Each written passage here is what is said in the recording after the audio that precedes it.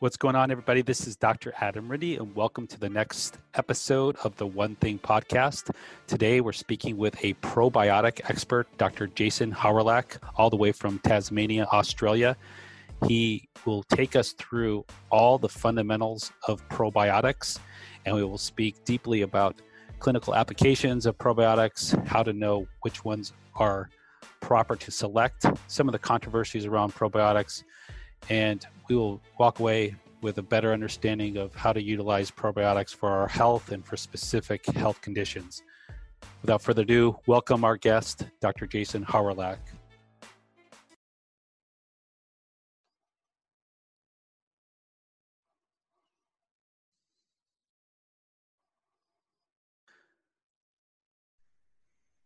I'm here today with Dr. Jason Hawrelak. Jason, welcome to the One Thing podcast. It's great to have you here. I thought we could just jump right into the interview and hear a little bit about what brought you into the microbiome space and interest in probiotics. Thanks, Adam. It's a pleasure to be here and chatting about my favorite topics that you couldn't even get me to shut up about, to be honest. Now, what started me was I suppose almost like one of those random chance events that I was in my final year of my naturopathic training, and there was this just fantastic lecture by one of our sort of senior academics on where the data was around dysbiosis and increased intestinal permeability in different disease states. And this was back in 1999, probably 20 years ago now, actually. It was probably at the time of his lecture. And it really triggered something in me, an absolute passion drive to learn more. And I was lucky that I was at a research institution. So, and I was trained here in Australia, where we have the opportunity to a research honors degree, which is essentially where you do a research project. And we actually end up, in the end, doing a human clinical trial of a prebiotic probiotic herbal combination for the treatment of IBS, which sort of in my literature review started back in 1999 and moved on and followed that up with a PhD looking at that same sort of topic area. Mm-hmm. So amazingly well timed, because you had no idea about the boom that was about to happen, but it just was that area that was immense interest to me. And I think it's always been, an area of intense interest for naturopaths, broadly speaking. But I think there's some that it just really resonates well with. And for me, that was it. It wasn't a health issue per se, because I would argue that my health issues are mostly lung related. But it's just something that really captivated me, and I just had to learn and delve more. And I'm really lucky that I chose a topic that 20 years on, I still find immensely interesting, and I'll still read papers late at night and watch other people lecturing late at night, which, there's a lot of people who do their PhD in a topic that they really found boring, and they just did it to get their PhD, whereas I'm so lucky that I chose a topic that I'm passionate about and still am. Yeah, and it's sort of in the prime time right now. I mean, there's just, you can't open your browser without seeing a study every day about the microbiome, probiotics, and it's sort of you're there at the right time. Yeah, well, it's pretty amazing to be from that time point. And when I was writing my honors thesis in 2000, like going back and looking at all the probiotic research and all the microbiome research, and you could read all of it back then from the stuff that was done in the 70s, 80s, 90s. So there wasn't that much, and there's only a few research centers and researchers around the world who were really focused on it and who were passionate about it, and they were managed to pass on that passion to me as well. So that absolute love and this idea of protecting and being a custodian of the microbiota really grew out of that early research that was around that time point, and certainly expanded dramatically due to changes in technology, which has allowed us to see so much more, and allowed now there's thousands of researchers around the world, many thousands working on this area. So the level of evidence is just powering new more and more studies all the time, as you said before. Yeah. So I think people are familiar with probiotics by now. I mean, people can just go to the supermarkets, grab some yogurt, and they'll see that they're, have been customized to have certain probiotic strains in them, and there's kombucha on the shelves. So it's not like this conversation is likely to fall in the ears of someone who hasn't heard of probiotics. This is likely to be listened to by clinicians, but also health consumers and people who are dealing with health challenges. But I thought we could start out with just discussing the different types of probiotics, the different categories, because it can get quite confusing for people to understand, everything from symbiotics to spore-based probiotics. Maybe if you could walk us through just some descriptions of these different categories. Yeah, maybe I'll just take a step back too and just look at the definition of probiotics. I think we've all got a general idea, but I think there's some it's sort of worth teasing out of the most commonly accepted definition at this time point, which is live microbes that, when administered in adequate amounts, confer a health benefit on the host. And if you take that definition apart, there are three components: live microbes. Number one, so even if you have a therapeutic product that has lovely clinical trials on it showing it works, but it contains dead bacteria, it's actually no longer a probiotic at that time point.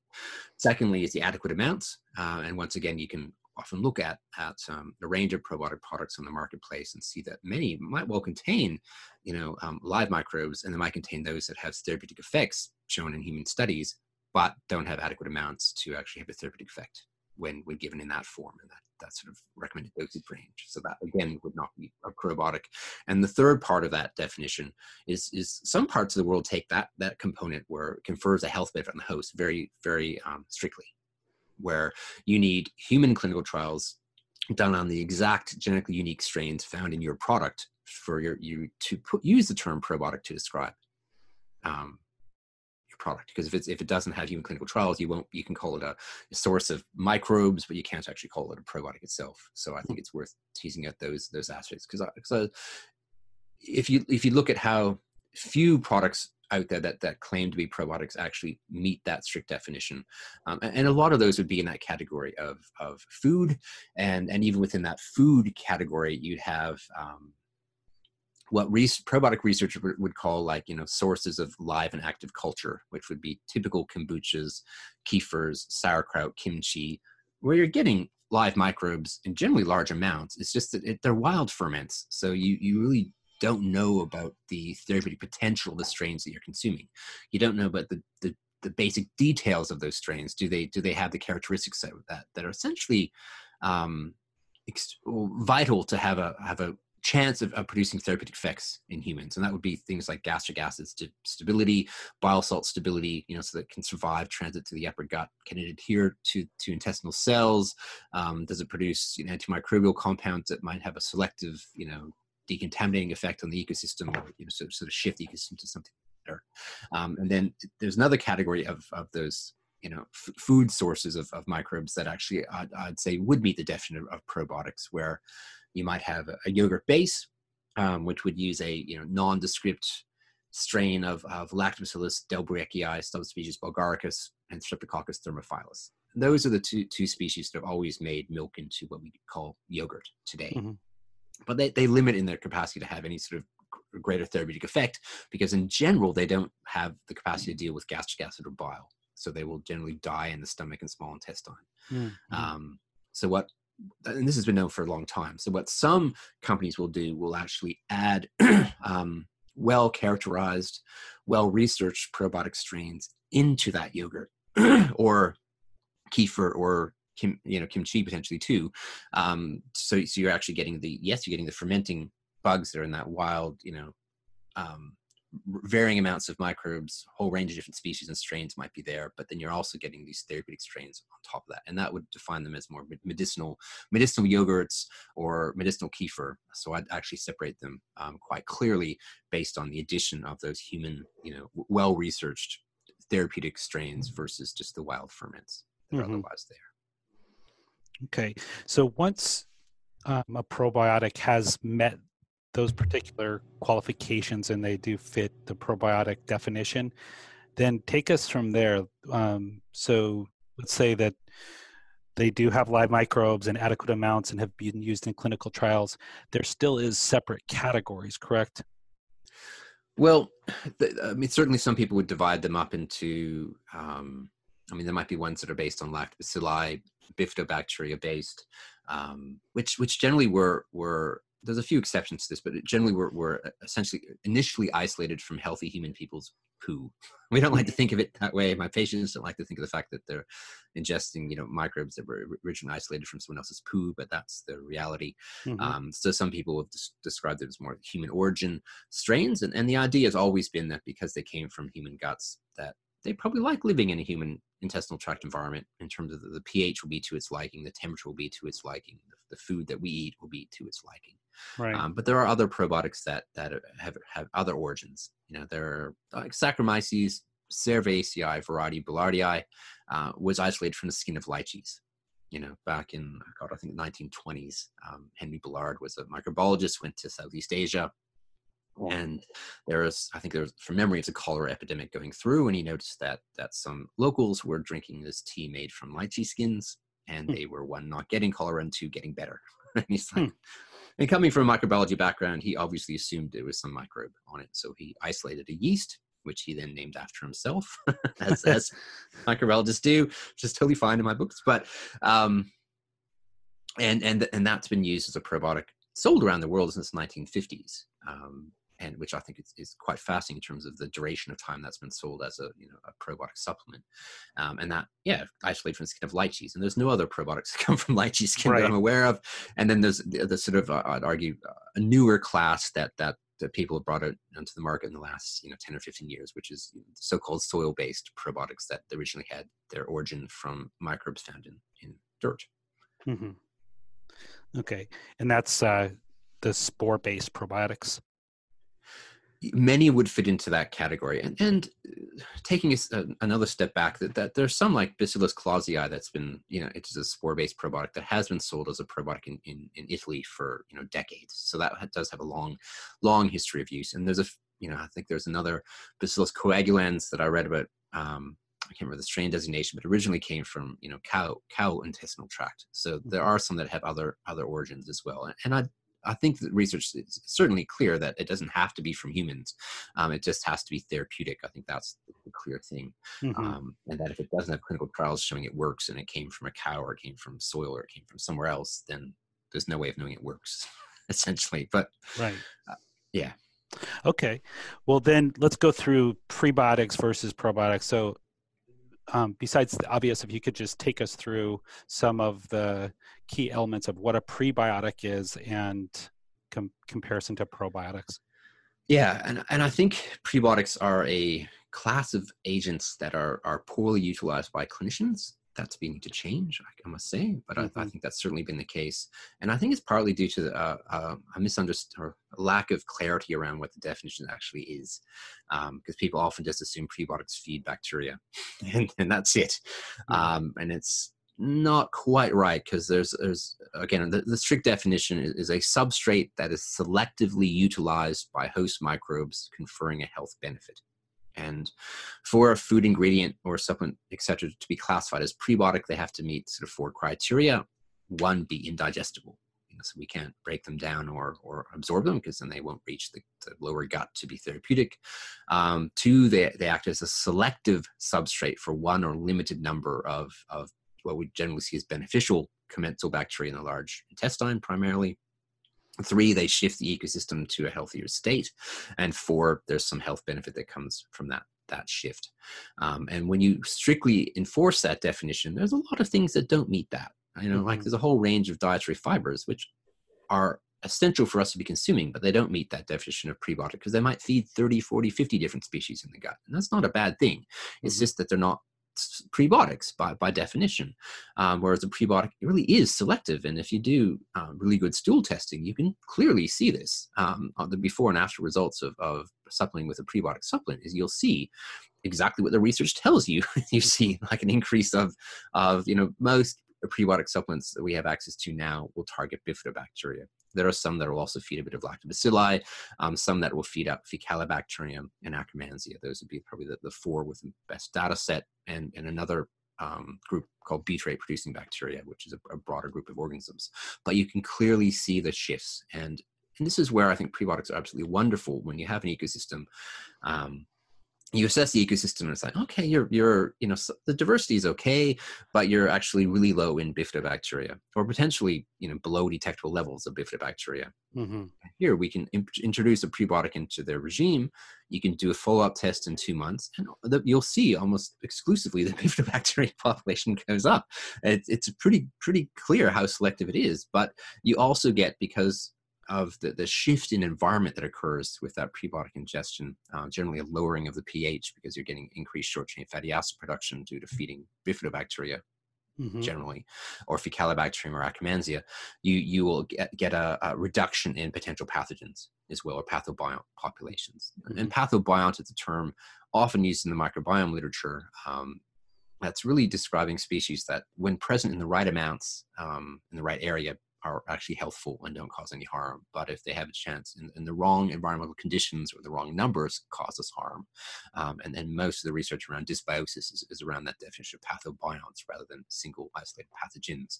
But what I love about prebiotics is you tend to see pathobiont populations go down with their use, as well as species that we tend to classify as beneficial, like bifidobacteria, Faecalibacterium, their populations actually increase. And you can see massive shifts with that. Now, if I got that same patient to eat, more fiber, we're still going to have some nice shifts to that ecosystem, but you're not going to have that same, 1,000-fold potentially increase in bifidobacteria as a consequence of that. There might be a slight increase because they might be enjoying some of the fruits of that fiber too, but they're not going to be selectively fed in the same way as with a prebiotic. Yeah, I mean, I think that's a really big point right there, and helpful point, because a lot of the patients I'm sure that see you would not tolerate just being loaded up with lots of fiber. And the fact that you can step back and say, here's what I see is something that's specifically going to help you, versus just kind of taking an aim at the whole ecosystem with increasing fiber in the diet. Yeah, and we were speaking before this was recorded about the different patient sets we see now, and I still recall the days I could be much more broad with my recommendations, because they were generally healthier population base, whereas now we're seeing people that are often far farther along in the disease process. So right. And I think we have to be more gentle and targeted with how we approach. I think people are looking for answers in their gut now more than ever. So they're coming to us with all sorts of chronic conditions, not just irritable bowel syndrome or some constipation or diarrhea. This is sort of a complex health condition, and they're looking at their gut for answers. Yeah, and that's been, again, brilliant looking at the research out there, from really looking at dysbiosis as a driver of primarily gut conditions to what we see now. Dysbiosis is a driver of anxiety, depression, obesity, type 2 diabetes, non-alcoholic fatty liver disease. There's very few Western diseases that I would argue that there isn't a degree, if not a lot of research that's built up around dysbiosis as a potent driver of that disease state. Yeah. So you've already talked a little bit about this, but I want to go deeper into this, just certain controversies about probiotics. One of them I'm just going to put out there, because a lot of people think that if you're deficient in certain microbiota or a certain genera in the microbiome, that you could take a probiotic and it'll fix it. And so I want to talk a little bit about your thoughts about that, because I think there's some misconception or gray area around that, and then just any other controversies that you would like to bring up about probiotics. Okay. Yeah. I mean, I think that's a great starting point, and that's what I would call the permanent colonization myth. Okay. I was taught this too as part of my naturopathic training, and if you follow that myth back, and it probably goes back to Metchnikoff himself, who believed that when we ate yogurt, the yogurt producing bacteria would take up permanent residence in our gut. So this is going back to the early 1900s. So there's a lot of history behind that mythology. It's just sadly not what occurs based on research that you can look at the last 30, 40 years of clinical trials on probiotics, and 95% of the time there's no long-term colonization with their use. That if they stick around for a week to 2 weeks after cessation of use, that's very good, because you'll see some, and they do these follow-up tests, and you can see that it's there. Well, they take it 2 days later, it's gone. completely gone from that ecosystem. And there's a tremendous body of evidence showing that same thing. So for probiotic researchers, this idea of permanent colonization has been a myth for a long time ago. It's been slow for this message to get out there. So yeah, people do a test. Oh, I've got no bifidobacteria here. I can just pop a supplement and I'll be colonized forever from this time point. And that's not the reality of it. There's very few strains of bifidobacteria or lactobacilli that have been shown in research to stick around for any duration of time. And even then, it's only in a relatively small proportion of people that occurs. That just might be the right, environmental conditions, but there's something unique about those potential strains as well. So I think that we have to put paid to that one. And I think that really shifts your consideration and view of the microbiome too, because if you've got this idea that you can just hammer it, take tons of antibiotics and not worry about the consequences, you can just pop up a high potency multi-CFU a multi-strain high CFU sort of probiotic supplement, you'll recolonize your gut, then I think it cheapens there's no appreciation for the complexity of that ecosystem and the fact that's not real. And I think if you have to think of that ecosystem as if you're a custodian of that, and it's not that simple. Listen, you could do a fecal transplant, but that's a whole new ball game in terms of getting your head around, somehow getting other people's poo into your system. And that does have the capacity to recolonize it in a much different way than current generation probiotics. It's just that lactobacilli and bifidobacteria in current versions of supplemental forms don't have great capacity to colonize the gut for any length of time. So So myth one. And so just to follow up that, then what are they doing? Like, where are they living when they're going through your gut transit? Yeah, and this would depend on your gut transit time too, and that you would know too, Adam, that there are some people whose bowel transit time is like 2 weeks, so they probably will be pooing out those probiotics for 2 weeks, unlike someone else who've got a 16-hour transit time. It's probably going to be gone in 24, 48 hours. But they are temporarily taking up residence, and that doesn't mean they're not therapeutic. And I think we've got hundreds of clinical trials showing that these agents are therapeutic, despite the fact they're not growing and reproducing in any great amount in your gut.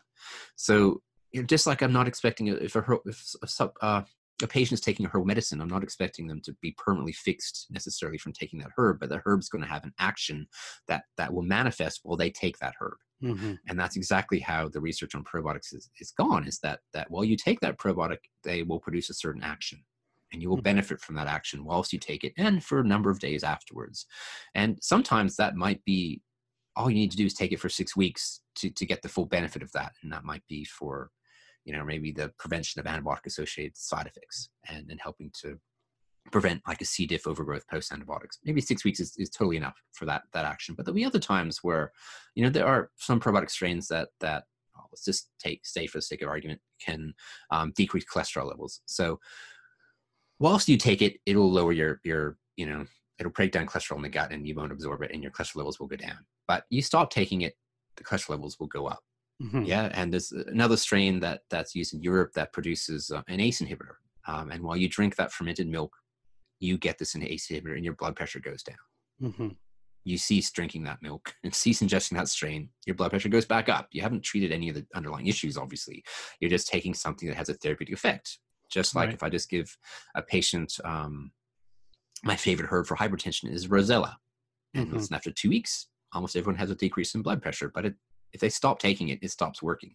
And if we haven't fixed the reason why they have high blood pressure, it's going to go back up. Yeah, so I think it's clearly just looking at probiotics as therapeutic agents that have specific actions. We just need to match the action of the probiotic strain to the condition or physiology we want to change.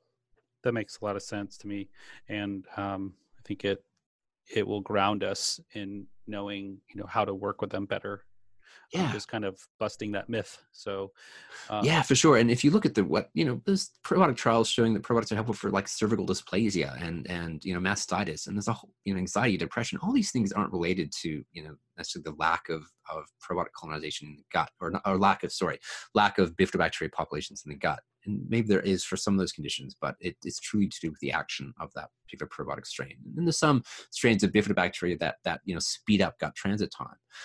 And that's been very helpful for a slow bowel transit time or your constipated patients. But again, they stop taking it. If you haven't fixed the underlying issue, it's going to cease working. Any other controversies that come to mind to you about probiotics? I think one of the ones that is I've been trying to bust for nearly 20 years now is the antibiotic issue about when do you take the probiotic along, with antibiotics? Do you wait until afterwards? Do you do it during? And I could say conclusively based on, meta-analytic data, top grade data, that you take the probiotic during the course of antibiotics. You don't wait till afterwards. Maybe not in the same mouthful. Ideally, you want to space it out by a couple hours if you can. But if you can't, the same mouthful will have to suffice. But we know from dozens of studies that we actually get less side effects, and other studies with other strains show less damage to the ecosystem if you take it concurrently. So there's absolutely no benefit to waiting till afterwards. In fact, you're arguably causing a patient harm if you're telling them to wait until after antibiotics are over before they start ingesting the probiotic. Yeah, and we're seeing a good trend with even conventional providers making this recommendation now. I don't know how it is in Australia, but are you seeing that trend as well? It's happening more so, but I'm still surprised when I'm in clinical practice how frequently or infrequently people get told that when they're still given a course of antibiotics. It's just, right. Yeah. I'm just surprised, despite because the evidence has been there for a long time. It's not, new 2019 research. It's been there for a long time. It just, as you know, it takes a long time for research to filter out and change practice. Yeah. Sadly, for our patients. Yeah. And so one of the top aspects of your website, the Probiotic Advisor, is that you go through and you have sort of a ranking of research on probiotics and which clinical conditions are most likely to benefit from probiotic use and specific strains. So that is a really helpful resource for anybody listening out there. And I just wanted to mention that, but I wanted to go into just a few of these clinical applications of probiotics, some of the most noteworthy that you could think of that maybe that's emerging, and some that have just been solid for a long time. Yeah, because I think that is interesting, because you go back and I'd say what are considered to be more traditional uses of probiotics, which are generally around the gut stuff. I remember looking at, when I did my literature review, finding studies of probiotics and IBS going back to the 1950s. So that's been known for a long time. Inflammatory bowel disease, antibiotic-associated issues, generally they were given afterwards. Thrush issues, I'd say those would make up the bulk of probiotic use for a long time. But what's been fascinating is just seeing that shift from now we're seeing research of probiotics for Alzheimer's disease, for anxiety, for rheumatoid arthritis, for asthma prevention, for prevention of mastitis, recurrent mastitis, for treatment of cervical dysplasia, celiac disease, chronic fatigue syndrome. The list goes on. In fact, there's a whole large list in my database that you can just look by conditions and we list. And these are human clinical trials on strains that are commercially available. And sometimes there's a number of other strains that, like there's some research on probiotics and endometriosis, for example. It's just that these strains aren't commercially available at this time point that have shown great efficacy for that condition. And I think that over the coming years, we'll get access to more of these tools in our clinical practice, because that's already happening at a quick pace. But we'll just start having this huge, essentially what I would call a probiotic materia medica, to coexist beside our herbal materia medica and then our normal vitamins and minerals in our dispensary to help our patients, because there's going to be soon you'll have 30 or 40 different probiotic strains you could potentially recommend for different health conditions. Yeah. So it's an exciting time to be a clinician really in our field.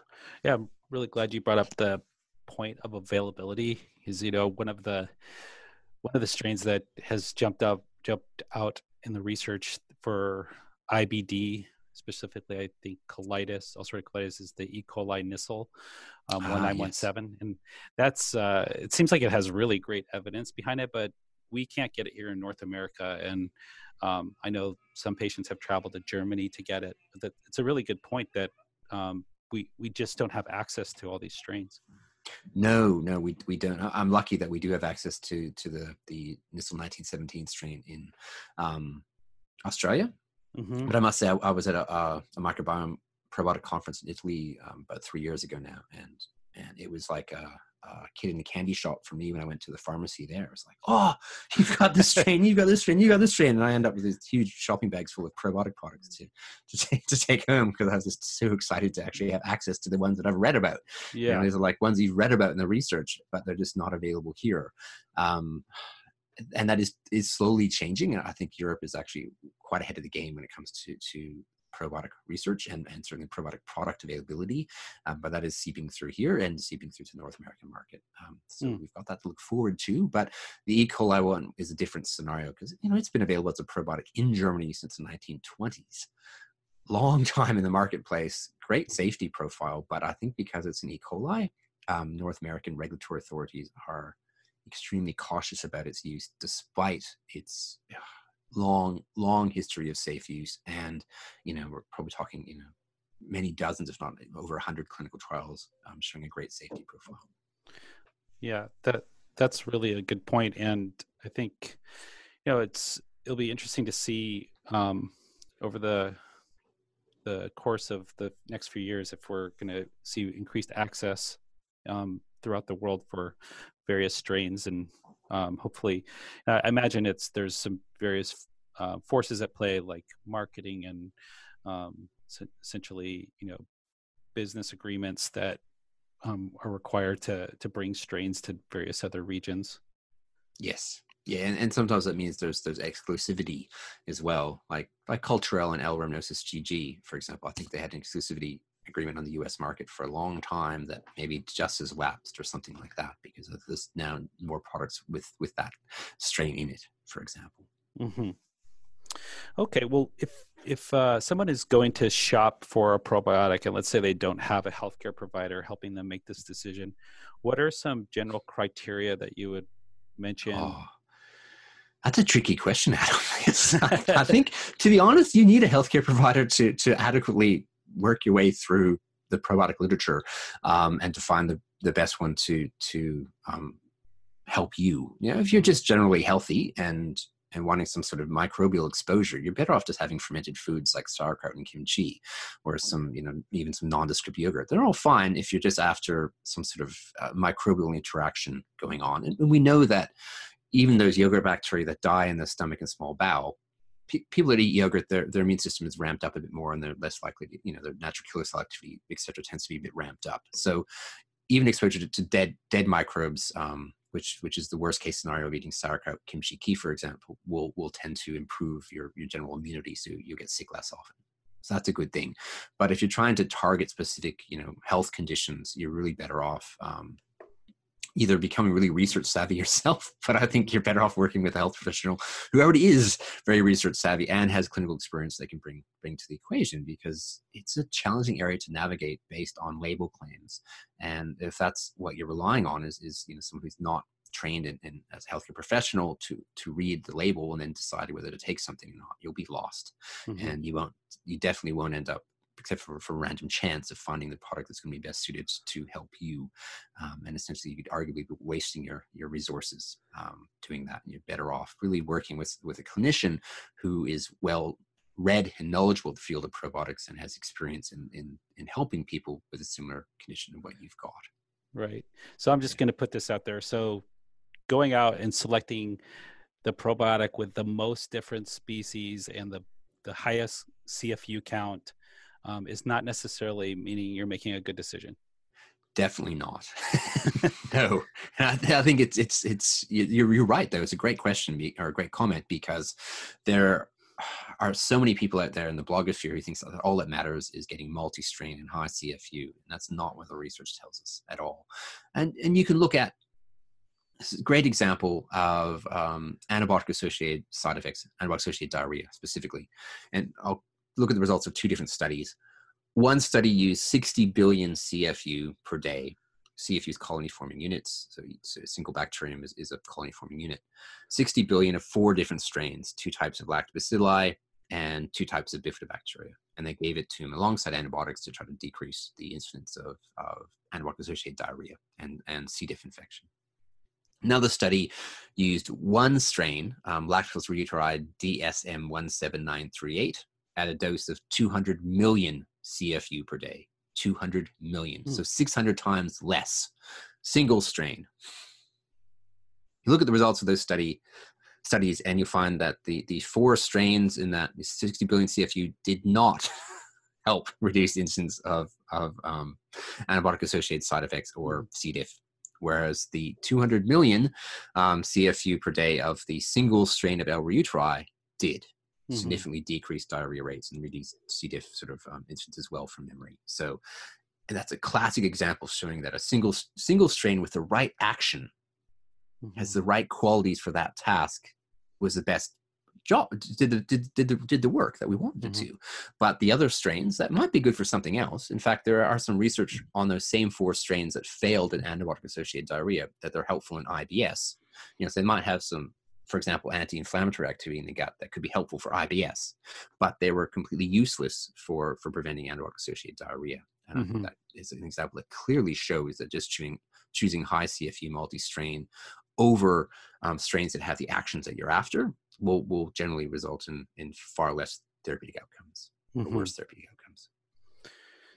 Okay, so you have a very eloquent and scientific way of looking at the microbiome based on some of the classes I've seen you teach and so your methodology. Can you just share a little bit about some of the testing you do and where you see that going?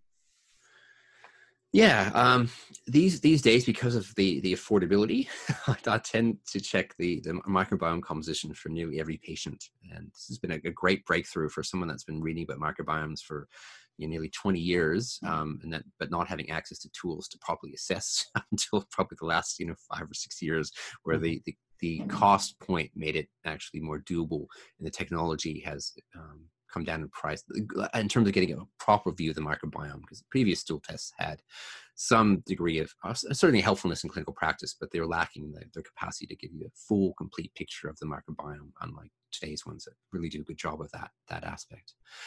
So for me, I would often do an intestinal permeability test for many of my patients, because I think that, again, leaky gut is a common driver, and rather than making the assumption that patients have it, I find it more useful to actually assess, and I use the lactulose mannitol test, which I know is uncool in some circles, but it's still arguably the most valid test for assessing for gut leakiness. And you get that lovely baseline of going, okay, how not only do you have leaky gut, but how severe is your leaky gut as well. And for me, that is immensely helpful, because it motivates patients, because healing leaky gut is something that I find, because I do lots of follow-up testing after pre-treatment testing, is generally a 3, 6, 9, 12-month process that you can see how severe it is. That gives you an idea of what the time frame will be. And it's also, they may not feel much different from taking a leaky gut healing protocol for 3 months or 6 months. And, you're asking them to spend, a fair bit of not only money, but their energy and timing to fit this into their routine, to take, their mega doses of glutamine or what else it might actually be. And I find it's much better compliance-wise if they have a definitive diagnosis of what's going on. And then we also have the capacity to do a follow-up test. And I can think of one patient, chronic fatigue syndrome. We did a microbiome assessment and leaky gut assessment, and gut was definitely leaky and definitely dysbiotic state. We addressed those two things, and working with him, touching base 12 months later, and he was about 80% better, and across pretty consistently across the board, and which is not a bad outcome, and I think we're both happy with that. But we're obviously not totally content with sticking it being 80% better. Right. So we did a follow-up gut permeability test, and lo and behold, his gut permeability had improved by around 80%. I'm not even joking. But it still hadn't normalized yet. And for me, this was okay, this is a perfect example, because if I just would have done that single test at the 12-month time point, I would have gone, okay, your gut's leaky. But we would have had no idea of going, okay, it's actually improved a lot. It means that what we're doing is working. It's just going to take more time in your case. And this was a case where it took longer than what most patients would for whatever reason. But I think doing that initial testing was extremely important in that case for us to get an idea of where we're at and how much longer we would take to get to where we both wanted that patient to go. Such a great example. Thank you. Yeah. And I think microbiome assessment, now that is, you can get, particularly when you're US based, access to labs that are offering that testing. The American Gut Project, previously Ubiome up until 2 weeks ago, or potentially Thrive, where you can get 16S RNA technology to look at the main genera and their proportion in that ecosystem for around the $100 mark, and that is a game changer. I've certainly found it to be so. Before that, I was using some functional tests that gave you, a look at inflammatory markers in the gut and immune markers, short chain fatty acids, which I love that component of stuff too. But you might get a look at 12 species or maybe 20 species that are in the gut and the more advanced ones. But that's nothing when you look at the 100-some species that might actually be there, and getting the overall diversity score. And those tests might have been, for some of my patients, we were paying, this is an Australian thing, but $800 for the test or $600 for the test. And it's like, that's a whopping big investment. And as a one-off for initial screen, sure. But for follow-ups, I was not going there for follow-ups. But when it's around the $100 mark for a follow-up test, it's been brilliant to actually be able to do frequent follow-ups, have my interventions that I'm recommending made the changes we wanted. And it helps you to gauge dietary compliance as well. I might suggest that based on their initial microbiome, you can see clearly what species are being fed and what are not. I mean, there are other factors that have to be considered too, in terms of antibiotic use and probably initial seeding from the family too. But you can clearly see, okay, well, your Bilophila wadsworthii is high, and that species eats bile. It only eats bile, and it only eats bile really that comes from us eating saturated fats primarily. So you can clearly see a relationship going, okay, well, if your Bilophila is like 5 times higher than normal amounts, you're generally feeding it very well, and what in your diet are you're eating that's feeding that species. And that's one of the core species in your gut that produces hydrogen sulfide gas. So obviously I want to know about that population, and any test that you do that just does culturing, as an aside, will never tell you about that, because they can't find that species, they can't grow it. You need to use molecular based tests to do so. But it allows you to look at that and go, okay, this is a dietary change we have to make, this is what you're feeding inadvertently. And I find it really has been immensely helpful for compliance with dietary interventions, because they can see clearly what impact their current diet or regime is having on their microbiome. And it's something but their motivation that's different when it's healing and growing their inner garden. That's different than when it might be just looking after themselves. And this is a funny concept, but it's like they're looking after a garden that they're quite willing to do other interventions with and be more diligent, because they don't want to feed the weeds and kill off their good bacteria in a different way than looking after themselves, even though they're obviously all connected, but they see it a little bit differently, most of my patients. So certainly help with motivation for patients to make the right dietary changes and take the right supplements, etc. And they find it fascinating to see the change too. They're super excited by follow-up tests to go, what have we changed? I've been eating 40, 60, 45 foods per week this week, eating more of these red polyphenols. I've been taking my prebiotics. What's changed? And it's absolutely fantastic as a clinician to look at that and go, okay, yeah, I can see you've been compliant as well, that we've had the recommended changes, or what you would view to be the normal changes in the ecosystem based on what you're doing or not. And that also can bring up a talking point. Okay, well, you haven't been as compliant as you have on certain aspects of things. What can we tease out about this as well? So I found them to me, there are essential tools in my toolkit now that, this 10 years ago I would have practiced without them, but I could not practice without those tools now, and nor get the results that you tend to see, what I see now compared to in the.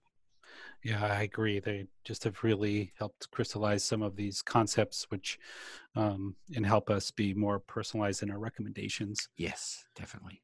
So back to probiotics, just we're going to close our interview here in just a bit, but I just wanted to just get a few comments about dangers, warnings, and contraindications in probiotic use.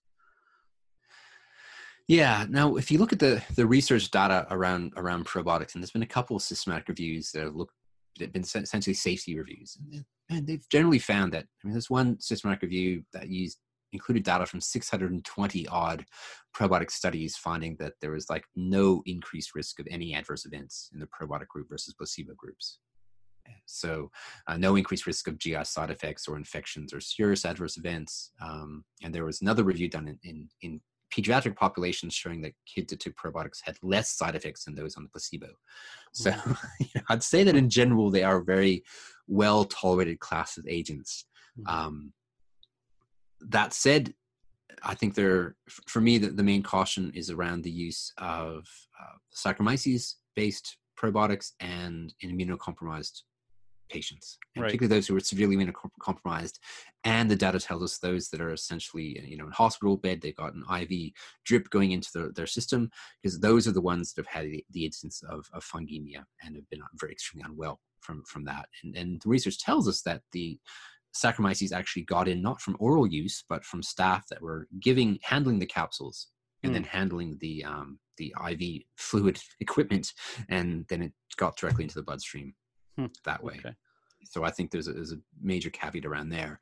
Whereas, I mean, there was certainly research in HIV/AIDS populations in the 90s, early 2000s, using Saccharomyces with good results without any instances of side effects. So I think it's just certain types of immunocompromised patients where you'd be extremely cautious and try to weigh up the benefits versus drawbacks in regard to C. diff, probably primarily. Mm-hmm. Great, thank you. And I'd like to just hear I'd like a take-home message from you. But first, could you just give us a little bit of a summary of some of the things you're working on right now, maybe how people could learn more about your work and follow you, and some highlights of some of the things you're up to today? Yeah, I mean, one of the areas that I'm super keen on, and this goes back to actually when I first started too, was looking at the impact of herbs on the microbiome, medicinal herbs. Mm-hmm. So I was really fascinated after my honors research was like, okay, what, we know that herbs can be antibacterial against pathogens and pathobionts, but can they potentially negatively impact beneficial bacterial populations in the gut as well?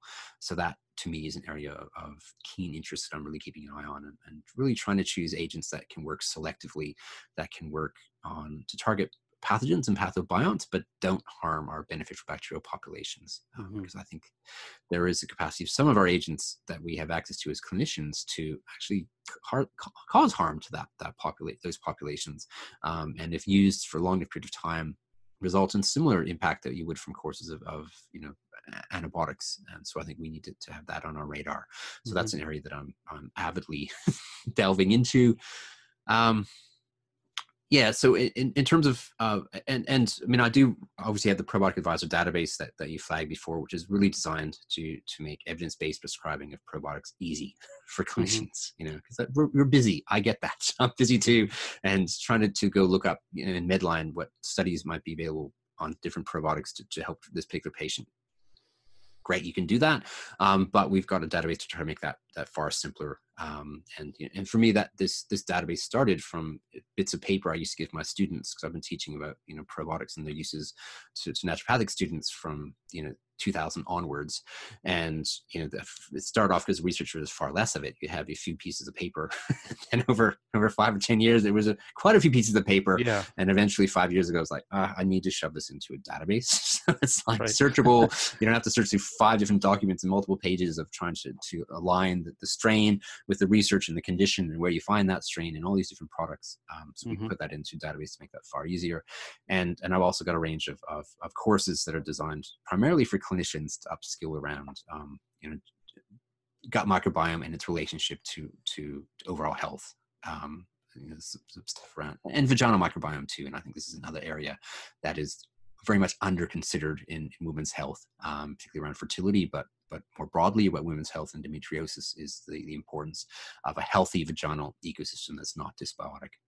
You can have a dysbiotic vaginal ecosystem and be completely asymptomatic, and this dysbiosis is driving inflammation locally in the area, but even systemically, that we need to have on our radar. So one of my goals is to obviously the clinician treating patients, but I really like sharing what I can with clinicians to upskill them so they've got a better data set and more tools at hand to better help their patients.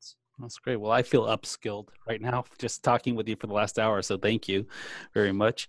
And any closing thoughts, just take home messages for today's visit?